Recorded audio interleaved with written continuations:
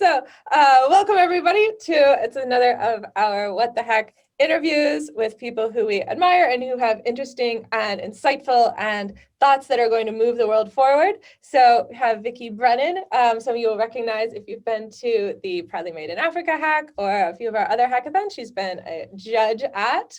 So we're going to talk today about the idea of people, planet, profit and how that fits around building ideas, building businesses, and everything that Vikki does with Proudly Made in Africa. So Vikki, welcome. Thank you again for coming. Thank you.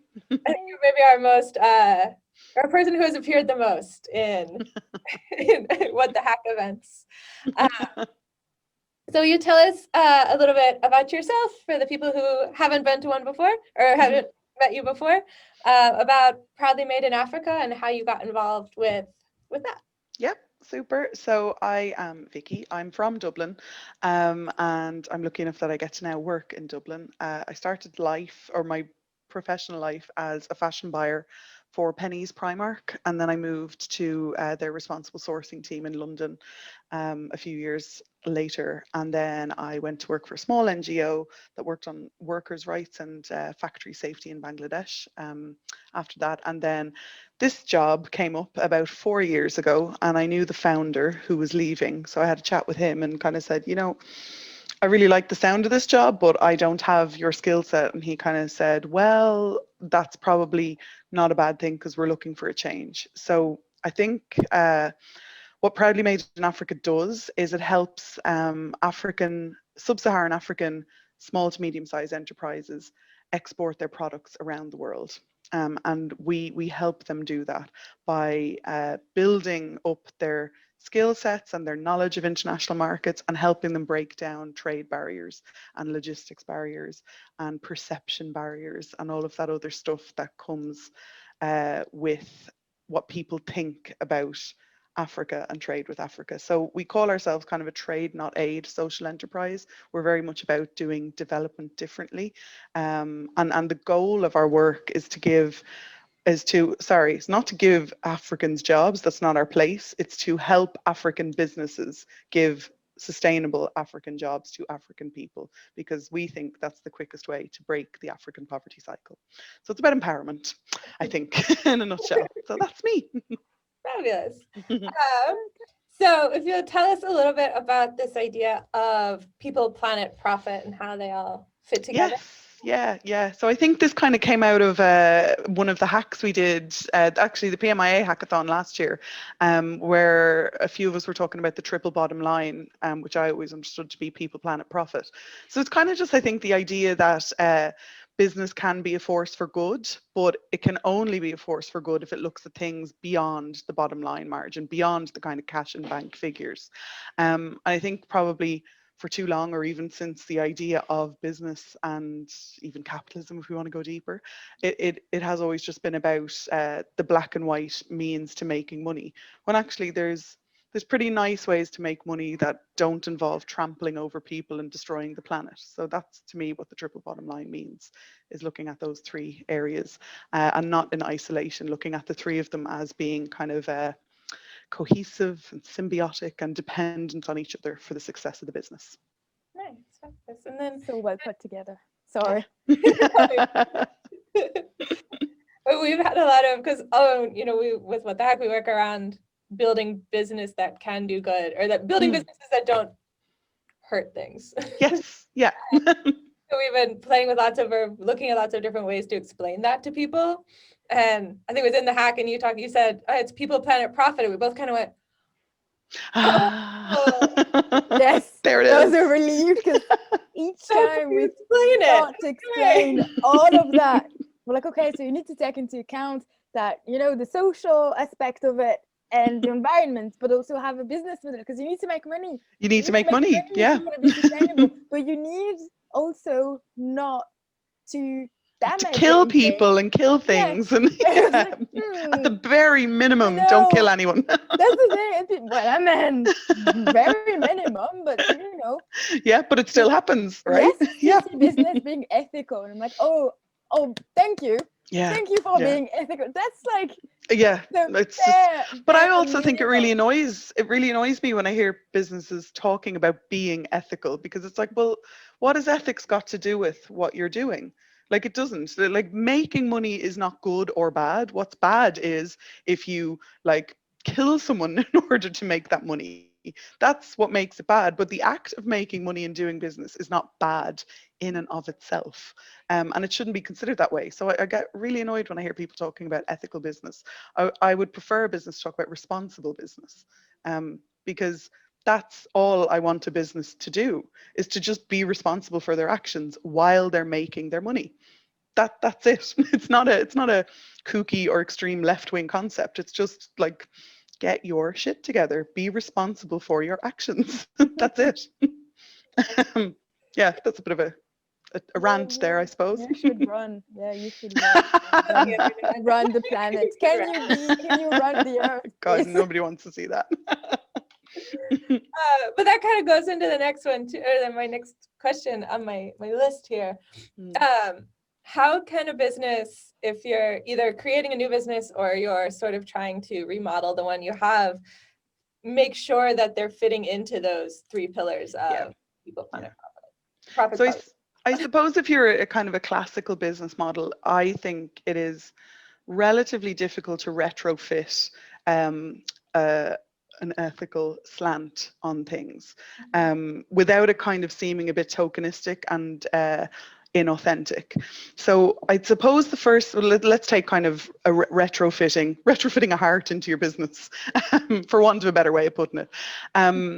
You have to be doing it for the right reasons. Like, so it's nice when business kind of say, well, we want to do this or we want to do that, or like when people say, like, for example, I'm trying to give an example that isn't a really horrible example, but we all know of these greenwashing examples where like a sports stadium will say, oh, we cut our carbon footprint in half last year. And it's like, yeah, that's because you had 3 less games at night and you didn't use those big intense floodlights. It's not because you changed your approach to having a carbon footprint. Like, if you said, we won't have any more games at night because it's completely pointless to do that, and the only reason we have them at night is because we have a deal with a television firm to get revenue streams because people watch football at 8 o'clock on Wednesdays, like, that would be a different approach. That would be kind of, oh, you've actually put a policy around planet ahead of profit. And that's maybe okay for you because you have enough profit being generated from other areas that can compensate from that small loss of revenue.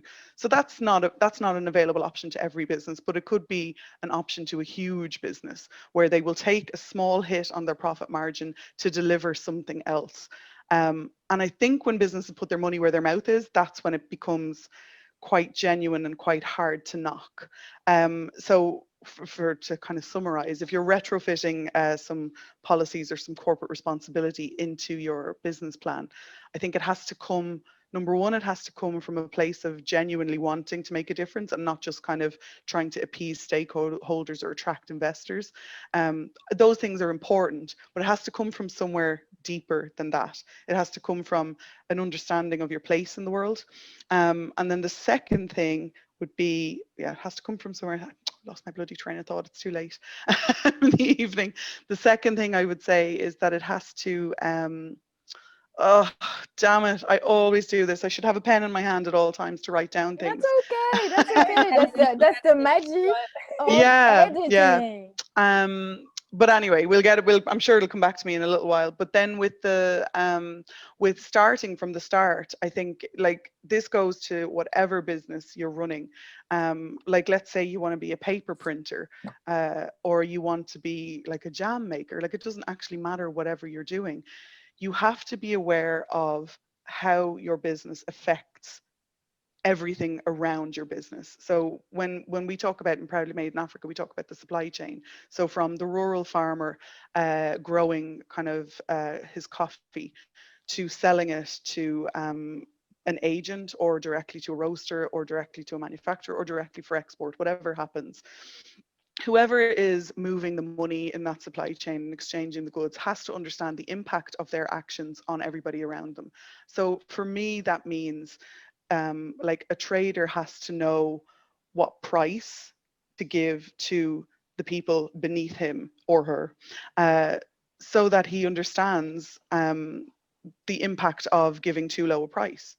So this is kind of, this feeds into a living wage thing. Or like, I don't know, an oil firm might want to know the detrimental effect that fracking might have on an ecosystem and an environment.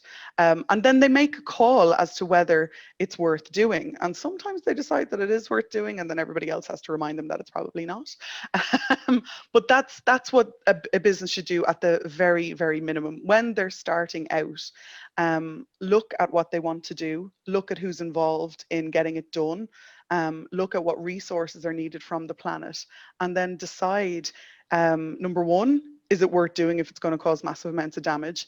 And then number two, is there any benefit that they can pay back to the people that help create the business and make it the great entity that it is? I think that would be the thing. So, I mean, there's tons of examples of responsible businesses, or even kind of what do the other word for social enterprises, the not just for profits. So kind of like Moe Coffee are one of our partners, who I think are pretty well known in Ireland, and they have the fair chain model, whereby they're kind of saying, so in a kind of classic coffee supply chain, the manufacturer, the roaster, and the packager and the distributor are the people who get paid the most money.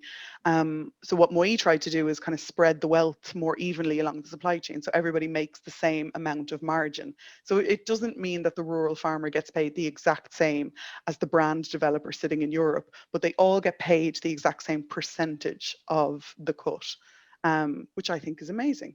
And then they also have like reforestation projects, replanting projects, because when you get into kind of a big agricultural based business, you can often say, oh, let's just like chop down swathes of that ancient forest to build more of this crop, or to sow more of this crop to make a profit. And then you have kind of, I don't know, socks and sandal wearers like me nowadays saying, actually, the forests are worth something. But a responsible business would say, maybe we don't do that. Maybe we plant in pockets, and maybe we kind of replant trees, or we protect ancient sites and blah, blah, blah. So you don't know any of that if you don't look at the bigger picture. And if you want to be a responsible business, looking at the bigger picture is the bare minimum you should be doing. I love that. I feel better every time I buy a new bar of chocolate, because it has the little QR code that you scan, and they plant a tree for you. Yeah, exactly. Yeah, yeah. And I think there's a few of those, like those replanting programs, like Moe isn't just one of them. I think Mia Chocolate is doing another PMIA brand. It's Yes. Mia. Mia, yeah. Mia. We call them Mia. There they are. Trying to. Yeah, I know. You got me one. I have Yes, it. yeah. So yeah, they do a lot of different things. They do kind of they're partnered with another NGO called the One for Change Foundation, and they have a girls' education initiative, because chocolate has quite a big issue with child labor, particularly in West Africa. And then child labor, sorry to go down a rabbit hole now, but like child labor has the roots of the problem to child labor is not just that, it's not just poverty, it's kind of, it's education. That if you have a child who reaches the age of 10 or 12 and their formal education stops, and then the work age doesn't start till 15 or 16, well, you've got a child sitting at home doing nothing for 3 years, and why on earth would you not go out to work? Whereas if you can supplement those years with education or vocational training, until the country kind of gets the investment it needs to put into the education sector, well, then you are attacking the problem of child labour from two sides. You're attacking the poverty side with maybe responsible business and living wages, and you're tackling the education side by supplementing government programs until they get their act together. Why did I go down that rabbit hole? To talk about Mia doing things properly. Oh, yes. So I was talking about reforestation. Instead of just this plant a tree stuff, if you wanted to go, so that would be your, we've chopped down a tree, we'll plant a tree. Again, kind of minimum thresholds for what could be considered good. But what type of tree did you chop down? And like, did you chop down a deciduous tree that takes 30 years to mature? You're going to replace that with a conifer that takes 10 years to mature, and then the whole world is just full of fir trees, and like we lose oak trees? Is that the plan? Like, so I would expect a little bit more from bigger businesses, not to just say we planted a tree. Well, what type of tree did you plant? Is it indigenous to that place, to that area? So the more we push for things like this, the better everybody becomes. I read a quote today, and I'm not one for quotes, but this one kind of spoke to me. It was a Frederick Douglass quote, and what did it say? It said, "Power never gives up without a demand first." So powerful entities in the world are never going to change until people say, "Hello, this is a bit shit, please act." So we have to make these demands of business if we want to see better businesses. And they're not business are made up of people, right? So people don't go to work in the morning thinking, I'm going to use a load of kids in my supply chain. And they don't go to work thinking, I'm going to chop down a load of trees just for the hell of it. They go to work to do a job. They go to work to deliver a profit to their entity. That's what they consider doing a good job. If we had businesses saying, you're not doing a good job by just doing that, you have to also do this and the other thing, then those people would fall in line. So, but it takes people to point that out to them. It's all back to people. Anyway, that's what I think about that answer, that question. Fabulous. But then so in terms of this idea of like how, us creating the demand for better behaved businesses. Yes. How can kind of everyday consumers, if I'm not, start my own business, how can I make sure that I'm not just buying something that's ethically sourced? Yeah. So I would say, again, it's about information. So I think Fina, our sourcing manager at Proudly Made in Africa, she's a bit of a quote demon, and she kind of hunts down a lot of things and puts them into collages and vision boards, and then I look at them and I go, oh my God, yeah, that's amazing. So one of the things that she has said repeatedly is every time you open your wallet, that's a vote for the type of world you want to live in. Every single time. Now, sometimes you'll be voting for, Jesus Christ, I have a half an hour to make dinner and I'm just going to run into Tesco and buy like a Coca noodle, and I don't care where the Coca noodles are made and I don't care how they're made. I'm starving and I have €1 in my pocket. Okay, that's fine. That's your story on that day. But when you really sit down and think about things, and sometimes it's really overwhelming because like the world is not, it's not a great place sometimes. And I think when we think about these things and we think about all of the awful things that are happening in the world, it's very, very easy to get overwhelmed. But it is also easier than ever to find information. So if you are interested in this stuff, I would just implore people to just use Google. So if you're wandering around Tesco and you're like, did I hear something weird about Fifes a few years back? Throw it into Google while you're standing looking at the Fifes bananas. And maybe you'll see that they're not fair trade anymore. And maybe you'll see that they got kicked out of the Ethical Trading Initiative in London. And maybe you'll then decide, do you know what? I wouldn't have bought the Tesco own brand bananas because I would have thought Fifes had the better reputation. But now I'm looking at Google and I can see that actually Tesco are not only cheaper, but they're maybe members of some sort of multi-stakeholder initiative, or maybe they pay a premium rate to farmers for this product. So actually, I'm going to buy that. That takes 2 minutes in Tesco with your phone. You don't have to do it for everything in the shopping basket because they might then want you to leave because they don't think you're allowed to loiter in supermarkets for that length of time. But imagine if you did that with one product every week you were doing your shop. Like by the end of the year, you would know everything that's going into your basket and you would know a lot about everything that's in there. And then you can make decisions. And if the other thing though, I think as well, if the decision is that I'm still going to buy there, that's okay as well. I don't think we should be preaching to people about how they shop. I don't think that's a productive way to make a change. I think it's okay to be a bit hard pressed, and all of these structures exist for a reason. So for our fast-paced lifestyles, we all buy into fast fashion. We all buy into readily accessed consumer goods at very, very cheap prices. It's all feeding into a bigger thing that we're part of, but we're not the cause of. So yeah, so small changes are great for people. I think that's how you do it. You vote with your wallet, you arm yourself with information, and if you don't like what somebody's doing, you take 5 minutes out of your day to tweet them. You take 10 minutes out of your day to type something on a Word document and email it to them. Maybe you take an hour out of your day to send a template around to your friends so that they can all do the same thing. And then maybe you make that hour a day an hour, sorry, maybe you make an hour a day, kind of a day a month, and then all of a sudden, like, you and a couple of your mates will probably have sent 50 letters to a brand about a very specific topic. Like, if everybody was doing that about their passion project, businesses can't ignore that, because we are their stakeholders.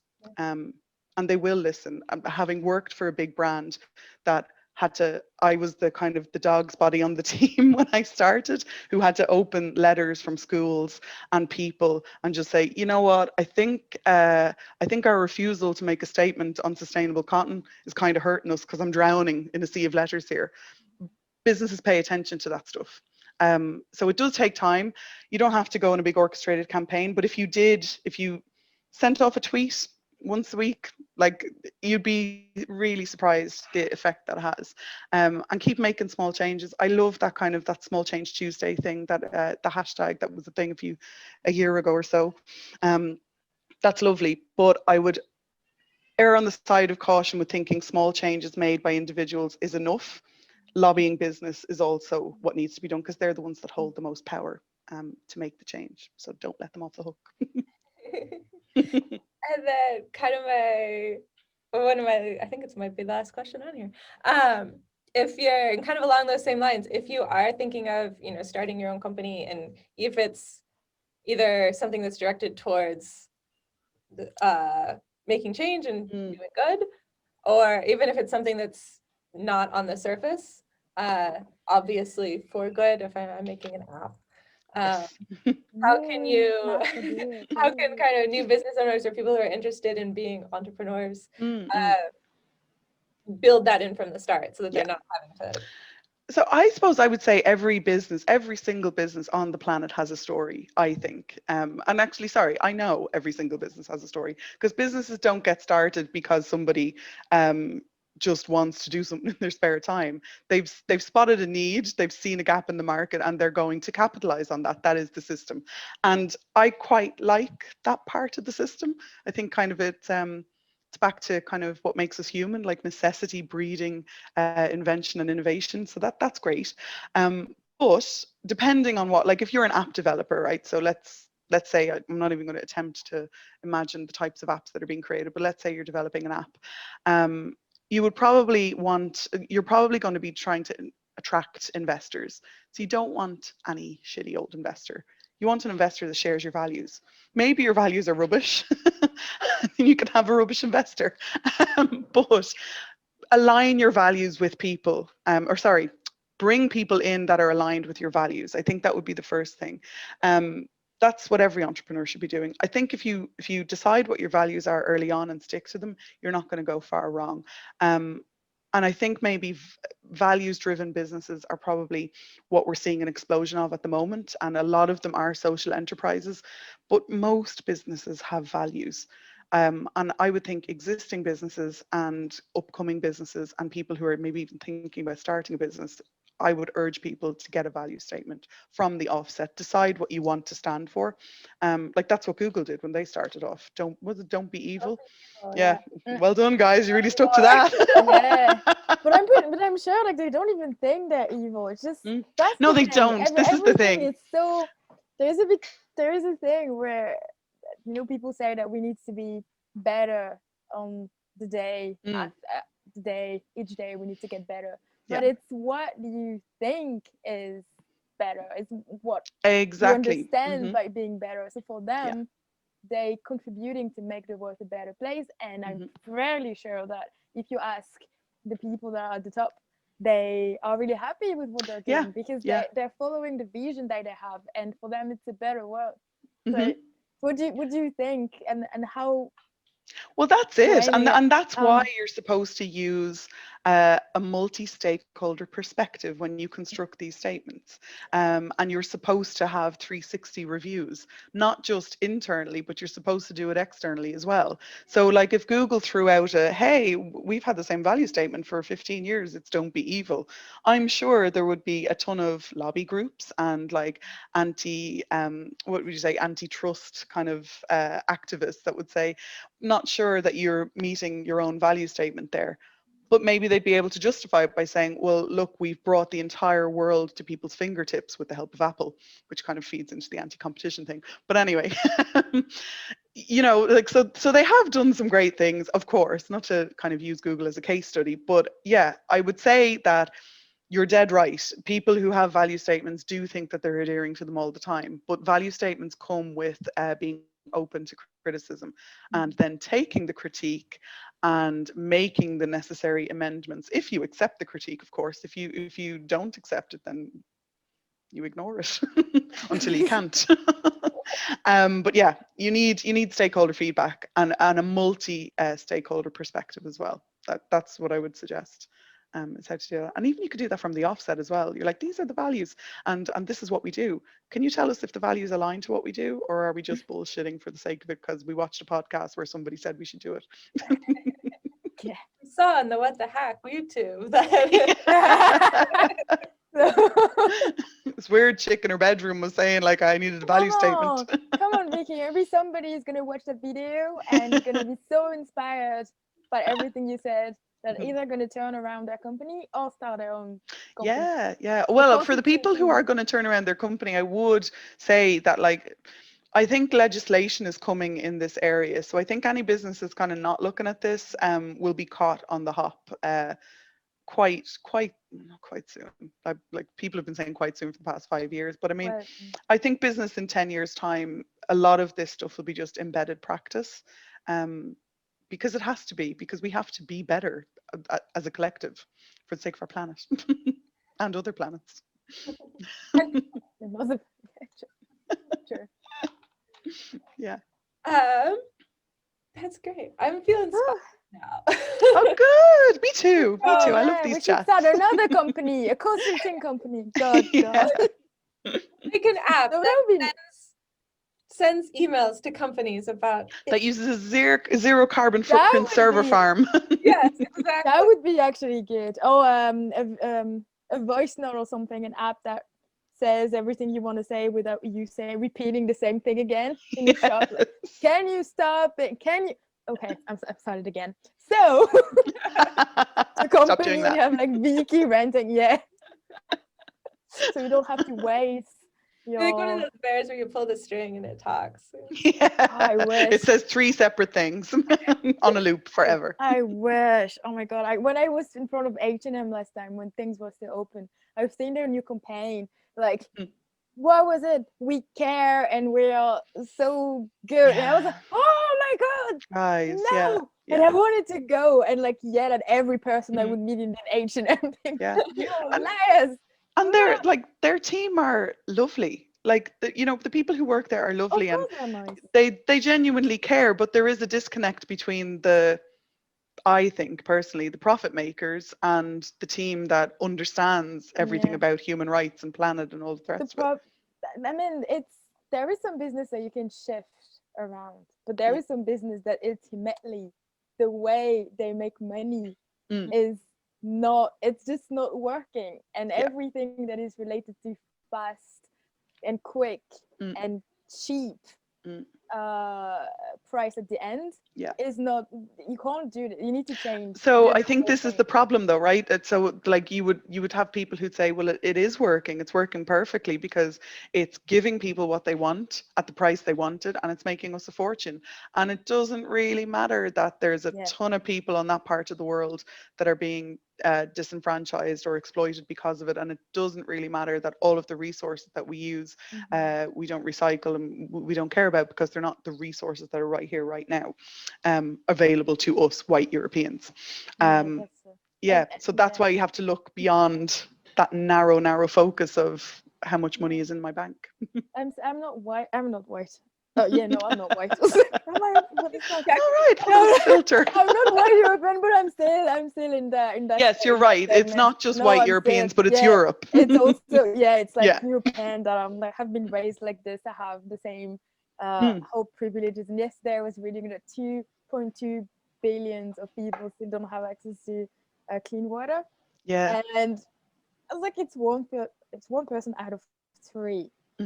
And usually when we do this, we do rich, and we're like, oh, it's most likely that one of your friends is in that, Mm. one of three people.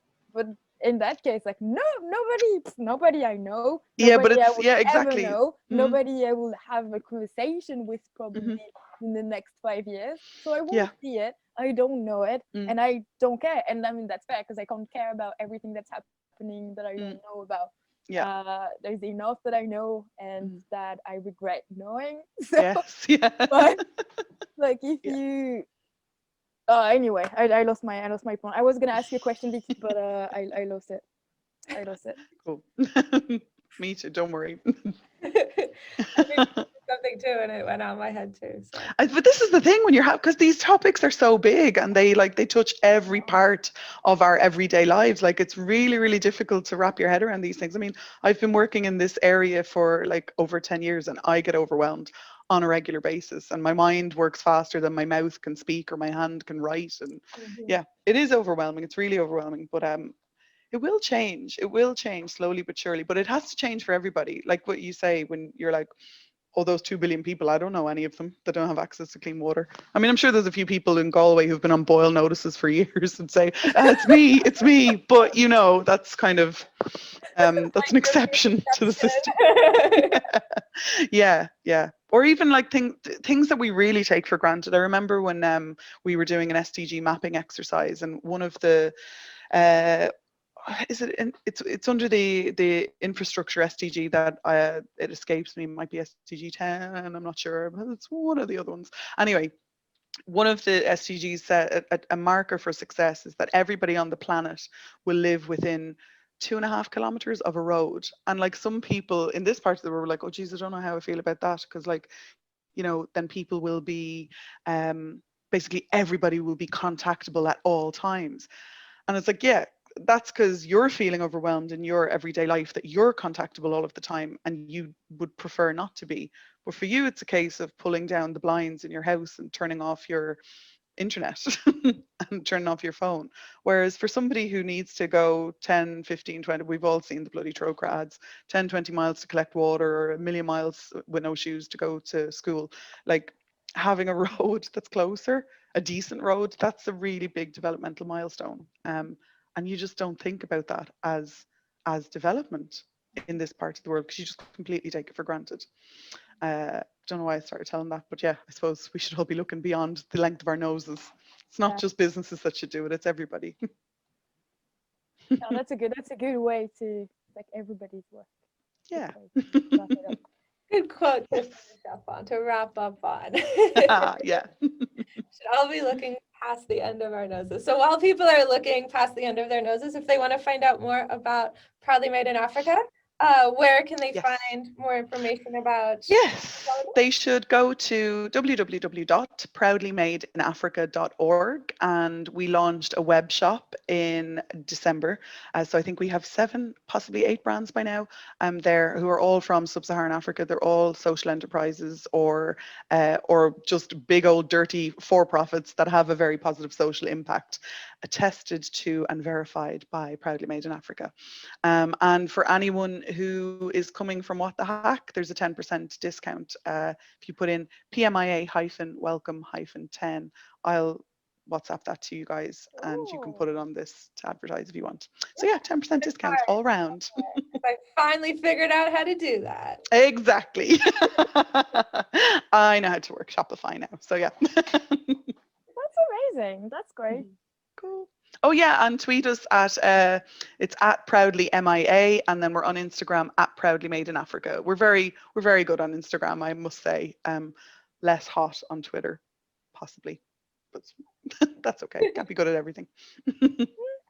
Gotta pick and choose. Choose your battles. Yeah, exactly. Come look at the pretty pictures on Instagram. Yeah. Wonderful. Well, I think that's everything we have today. We can all go have dinner. Exactly. But thank you so much again for coming back on and chatting with us. Thanks for having me. Given how many things we had flashed through and forget, I'm sure we'll do it again. Yes, that would be lovely. I'll go bed tonight and thinking of what we. Like my brain is dead. Mine too. It's gone. Time to go eat something. Exactly. Something well sourced and reproduced. Yeah, but okay if it's not. Yeah, but if it's comfortable You can try again next time. All right. Thanks, guys. Thanks for having me. Good night. Thank you so much. Thanks. Bye. Bye.